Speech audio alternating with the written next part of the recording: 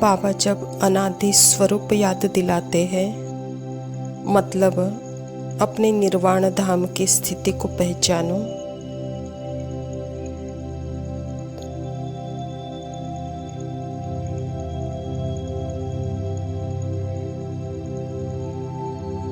आत्म अभिमानी स्थिति निर्लेप है, आत्मा निर्लेप नहीं है। मीनिंग क्या है इसका?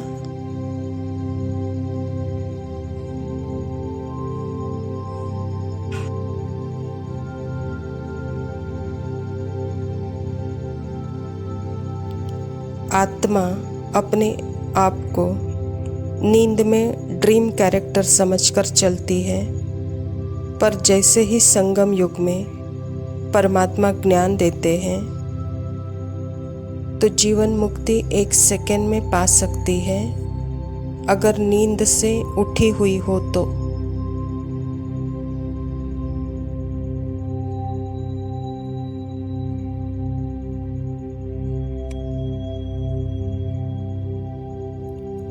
अगर नींद से अभी भी उठी नहीं, ज्ञानामृत रोज पी रही हूँ, पर एज ए स्वाति पी रही हूँ, तो अभी भी मैं सोई हुई हूँ।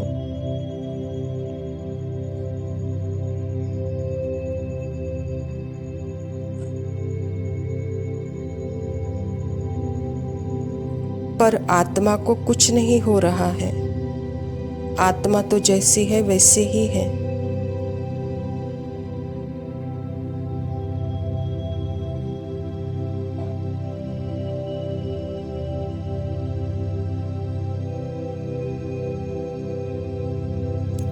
आत्मा सदा निरंतर परमात्मा समान, Divya, changeless, still, silence, स्टोरीलेस being, उसके इंटरनल शाश्वत अनादि स्वरूप में है।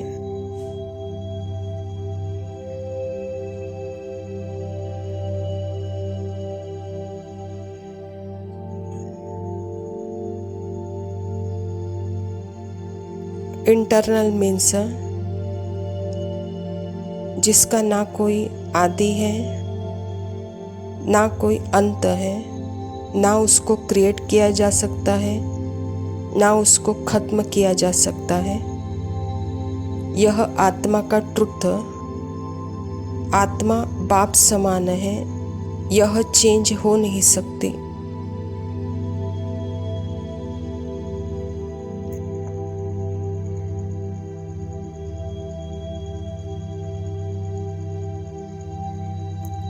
और जब यह सत्य आत्मा जानती है तो 1 सेकंड में उसको जीवन मुक्ति मिलती है और वह अपने स्क्रिप्टेड माइंड से अलग हो जाती है 1 सेकंड में।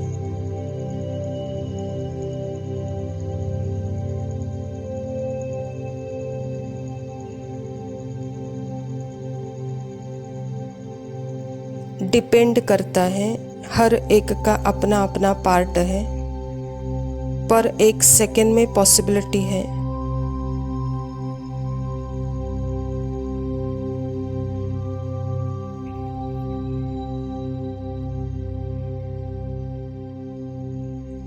बाबा सभी को बताता है कि एक ही क्लासरूम है और उस एक ही क्लासरूम में सभी आत्मा को यह पॉसिबिलिटी है जागने की 1 सेकंड में।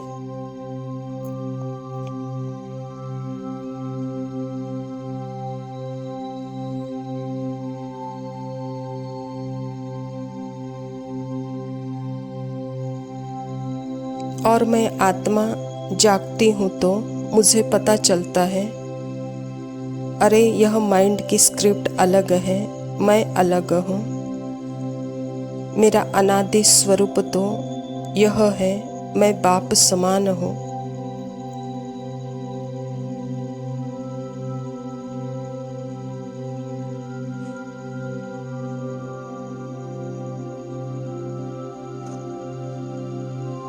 मेरे माइंड में कई तरह के थॉट्स, फीलिंग, इमोशंस है, स्क्रिप्ट के हैं। वो मेरे बॉडी को भी प्रभाव करते हैं, बॉडी में भी सेंसेशंस क्रिएट करते हैं।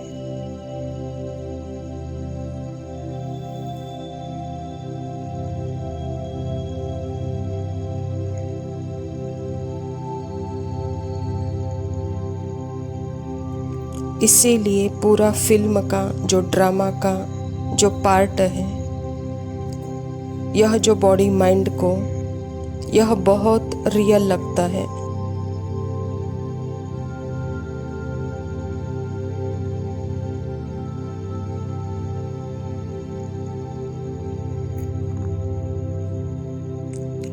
और इस बॉडी माइंड को रियल लगने का कारण उसके पीछे मैं हूँ। जब यह मैं जान जाती हूँ तो अपने बॉडी माइंड से सेपरेट हो जाती हूँ।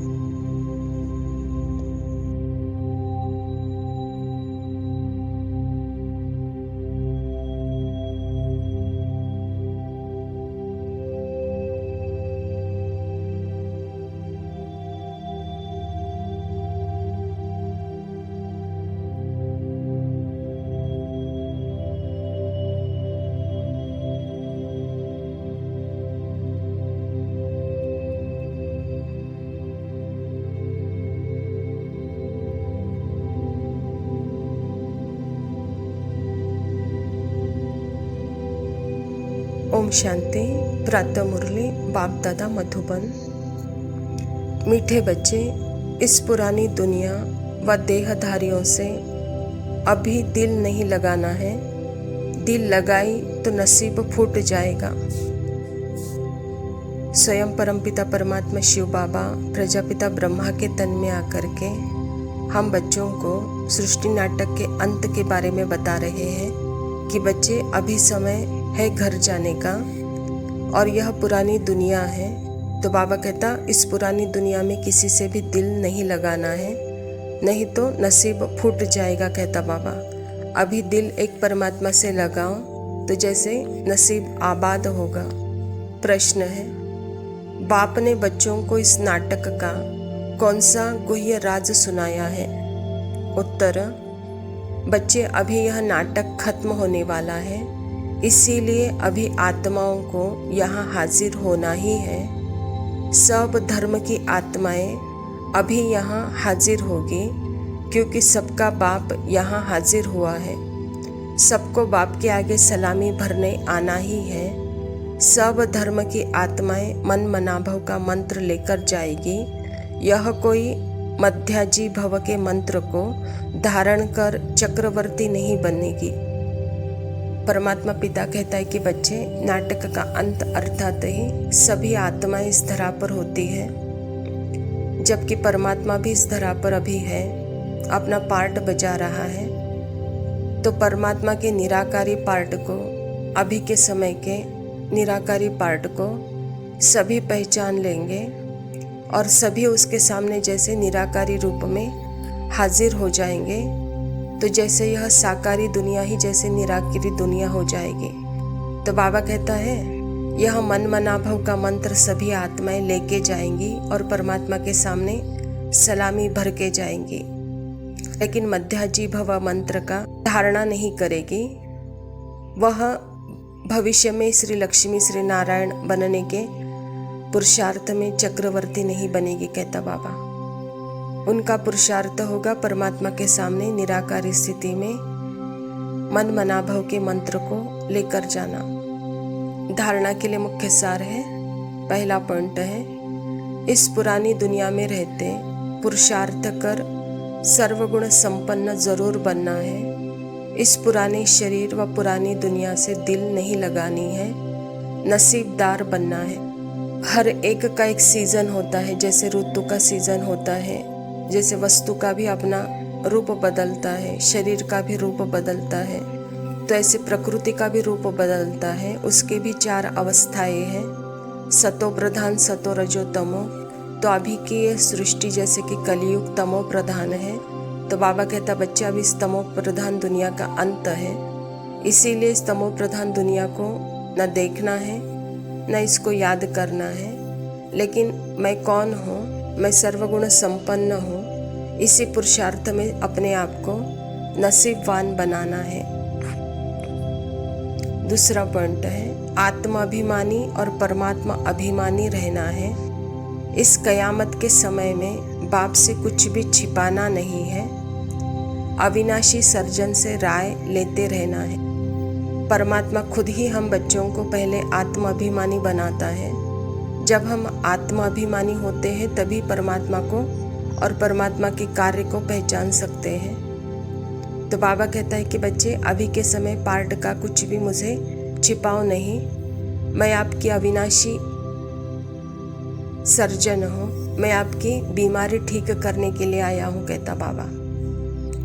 वरदान है संग दोष से दूर रह, सदा बाप की समीपता का भाग्य प्राप्त करने वाले, पास विद ऑनर भव। यदि बाप के समीप रहना पसंद है तो कभी कोई भी संग दोष से दूर रहना।